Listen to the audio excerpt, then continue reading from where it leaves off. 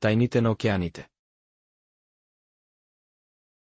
Седнати под сенката на стариот орев, внуците го слушаа дедо Јане како раскажуваше со топол глас. Знаете, дечиња, земјата има 5 големи океани, како 5 джиновски водени браќа што ја чуваат нашата планета.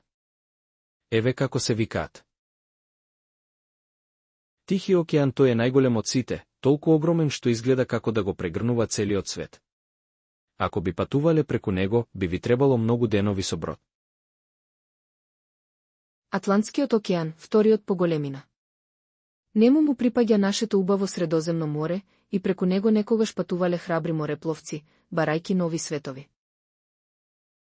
Индискиот океан, топол и спокоен, со корални острови што изгледаат како рај. Јужниот океан, околу Антарктикот, каде што мразот танцува со водата. Северен леден океан, тој е најмал, но со најстудените тајни.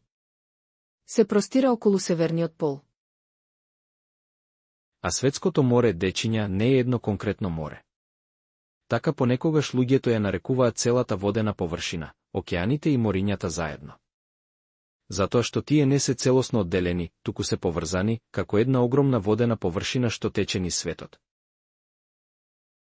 Внуците со широко отворени очи си замислуваа морски чудовишта, острови полни со богатства.